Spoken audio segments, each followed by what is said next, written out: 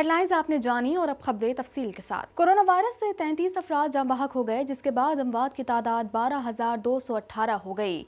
पाकिस्तान में कोरोना के तस्दीक शुदा केसेस की तादाद 5,60,363 हो गई।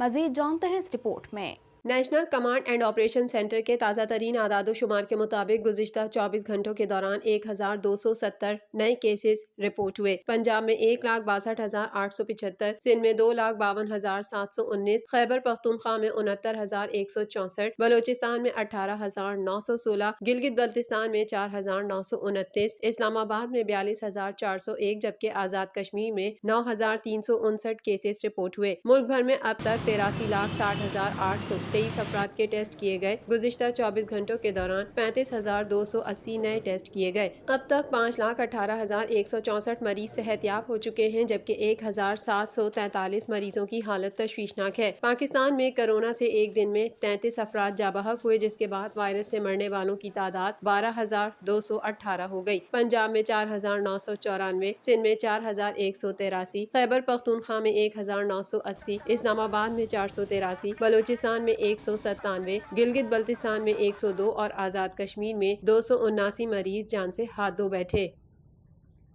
वज़ीर-ए-आज़म इमरान खान का कहना है कि सेनेट इंतखाबात में पैसा चलने की रिवायत ख़त्म कर रहे हैं। जो ऐवान में पार्टी के लिए बेहतर होगा उसे सेनेटर बनाएंगे। मज़ीद जानते हैं इस रिपोर्ट में। वज़ीर आज़म इमरान खान ने कहा है कि पैसे लगाकर ऐवान में आने वाले आवाम के फायदे का कभी नहीं सोच सकते। शफाफ इंतखाबात और ऐवान बाला में अक्सरियत हासिल करने के लिए पुरउम्मीद हैं। हम चाहते हैं ओपन वोट पर इंतखाबात हों। मैं चाहता हूँ वोट पर कीमत न लगे। वज़ीर आज़म का ये भी कहना था कि सेनेट इंतखाबात में पैसा चलने की रिवायत खत्म कर रहे हैं। जो ऐवान में पार्टी के लिए बेहतर होगा उसे सेनेटर बनाएंगे। कबल अजी वज़ीर आज़म इमरान खान की जेर सदारत तहरीक इंसाफ के पार्लिमानी बोर्ड का इजलास हुआ, जिसमें सेनेट के लिए हतमी उम्मीदवारों के नामों पर गौर किया गया और सेनेटर बनने के ख्वाहिशमंद अफराद की लिस्ट पर मशावरत मुकम्मल की गई। इजलास में रिवायती तरीका कार से हटकर सेनेट के लिए मेरिट पर टिकट देने पर इत्तेफाक किया गया। ख्याल रहे सेनेट इंतखाबात के लिए पोलिंग 3 मार्च को होगी। 11 मार्च को 52 सेनेटर्स रिटायर हो जाएंगे।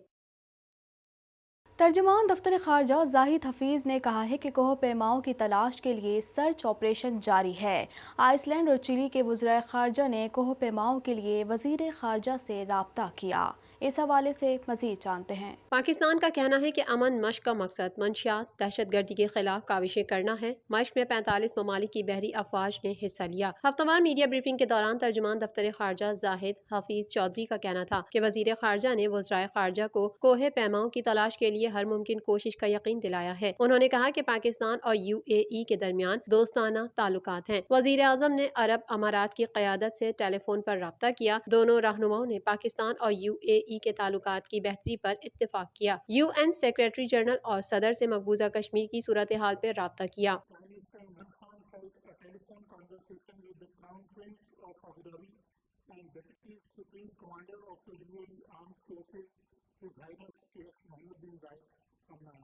वज़ीर खारजा ने भारतीय रियासती दहशतगर्दी और LOC पर भारतीय जहरियत से आगाह किया। वज़ीर खारजा ने अपने खत में 7 मुतालबात रखे हैं। इन मुतालबात में कश्मीरी रहनुमाओं की रिहाई और काले कवानीन का खात्मा शामिल है। तर्जुमान दफ्तर खारजा ने बताया कि मकबूजा कश्मीर में 18 माह से कर्फ्यू और लॉकडाउन है। भारत मकबूजा कश्मीर में इंसानी हुकूक की खिलाफ वर्जियाँ कर रहा है। मकबूजा कश्मीर में तमाम इंसानी हुकूक सल्ब हैं। जनूबी वज़ीरिस्तान में दहशतगर्दों ने सिक्योरिटी फोर्सेस की चेक पोस्ट पर हमला किया।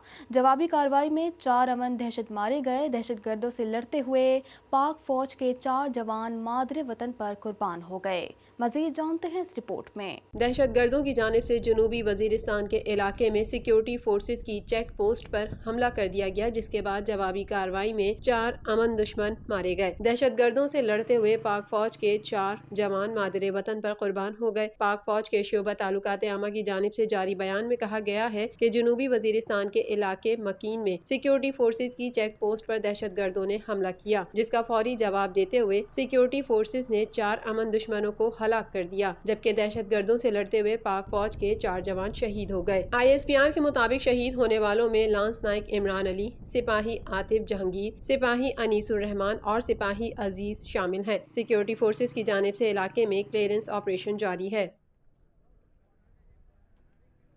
امن پسند ملکوں کو یکجا ہونے کا پیغام دینے کے لیے پاک بحریہ کی جانب سے 7ویں کثیر القومی بحری مشق امن 2021 کے سلسلے میں کراچی میں پرچم کشائی کی تقریب منعقد کی گئی۔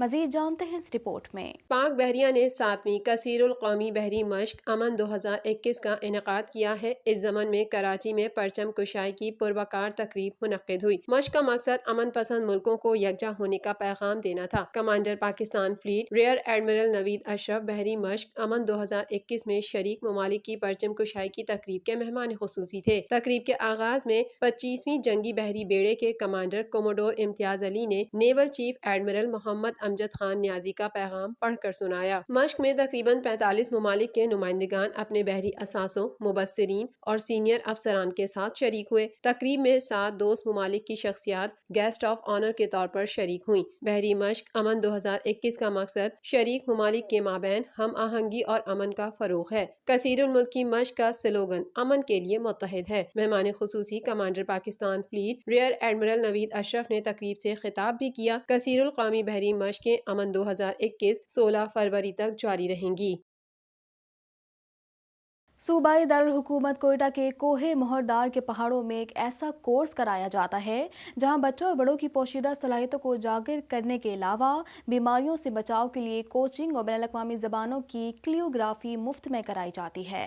مزید جانتے ہیں اس رپورٹ میں۔ صوبائی دارالحکومت کوئٹہ کے کوہ مہردار کے پہاڑوں میں ایک ایسا کورس کرایا جاتا ہے جہاں بچوں اور بڑوں کی پوشیدہ صلاحیتوں کو اجاگر کرنے کے علاوہ بیماریوں سے بچاؤ کے لیے کوچنگ اور بین الاقوامی زبانوں کی کلیوگرافی مفت میں کرائی جاتی ہے۔ گزشتہ 2 سالوں سے کئی بچے اور بڑے اس کورس سے فائدہ اٹھا چکے ہیں۔ کوئٹہ کے مشرقی پہاڑوں میں یہ ایک ایسی تربیت ہے جو شاید ہی کہیں کرائی جا رہی ہو۔ یہ کوچنگ پروگرام امن جی اسکولز میں کرایا جا رہا ہے جہاں نہ صرف بچے بلکہ بزرگ افراد بھی مختلف آرٹ سیکھ رہے ہیں۔ تیر اندازی سیکھنے والی بزرگ خاتون کا کہنا تھا کہ صحت کو بہتر بنانا ہے تو امن جی لازمی جانا ہے۔ امن جی میں چائنیز زبان کی کلیوگرافی سیکھنے والی 10 سالہ مائی کہتی ہے کہ پوشیدہ صلاحیتوں میں نکھار پیدا کرنے کے لیے یہ کورس لازم ہے۔ کورس کے انسٹرکٹر حسن اخلاقی کوئٹہ کے تمام لوگوں کو اس کورس میں حصہ لینے کی دعوت بھی دے چکے ہیں۔ امن جی کی خاص بات یہ ہے کہ یہاں کوئی فیس نہیں لی جاتی جبکہ مارشل آرٹس اور تیر اندازی سے ذہنی مسائل کم کرنے میں مدد لی جا سکتی ہے۔ نہیں بالکل، یہ جب آپ فیلڈ میں بچوں کو نکالتے ہیں تو اس کی انرجی